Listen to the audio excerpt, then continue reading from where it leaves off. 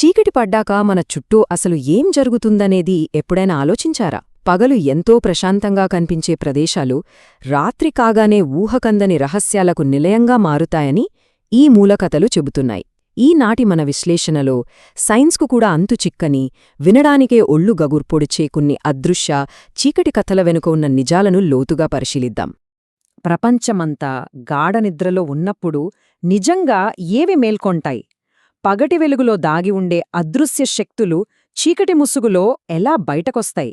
ఈ ప్రశ్న వింటేనే మనలో చాలామందికి ఒక రకమైన ఆందోళన మొదలవుతుంది కదా.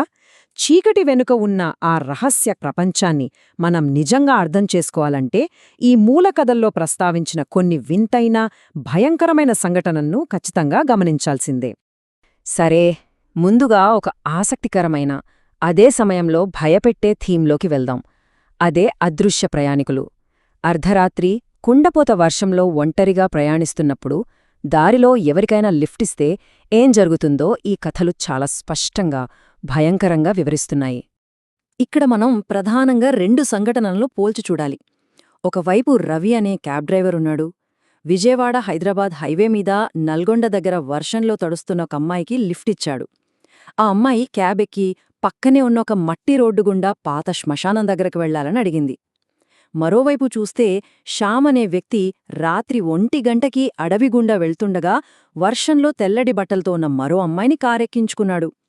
వినడానికి 2 వేర్వేరు సంఘటనల్లా ఉన్నా ఈ మూలకథల్లో ఒక భయంకరమైన సారూప్యత ఉంది.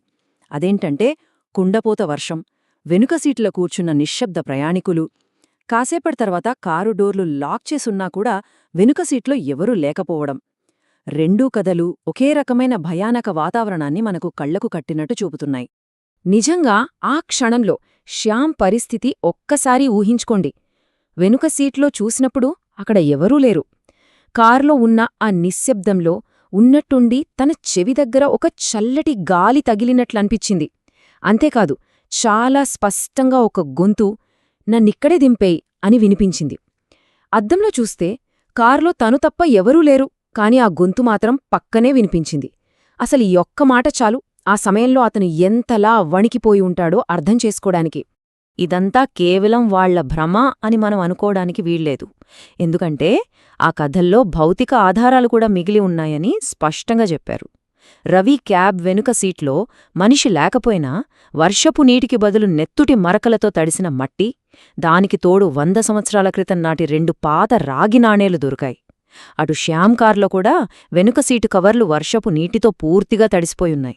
డోర్ తీయకుండానే ఒక మనిషి మాయమైపోవడం, పైగా ఎలాంటి పురాతనమైన, భయంకరమైన వస్తువులను వెనుక వదిలివెళ్లడం నిజంగా గమనించాల్సిన విషయం. ఈ సంఘటన తర్వాత రవి మళ్లీ రాత్రిపూట డ్రైవింగ్ చేయడానికి ఎన్నడూ సాహసించలేదని ఆ కథ చెప్తోంది. ఇక్కడి నుంచి మనం అత్యంత భయానకమైన మరియు ఈ విశ్లేషణలో ముఖ్యమైన మరో కథలోకి వెళ్దాం. అదే శపించబడిన పురాతన అద్దం. దెయ్యాలు, భూతాలు లాంటివి కేవలం కట్టుకథలు అని వాదించే కిరణ్, సురేష్ అనే 2 విద్యార్థులు పందెం కాసి రాత్రిపూట ఒక పాడుబడిన బ్రిటిష్ బంగ్లాలోకి వెళ్లారు. అసలు కథ అక్కడే మొదలైంది.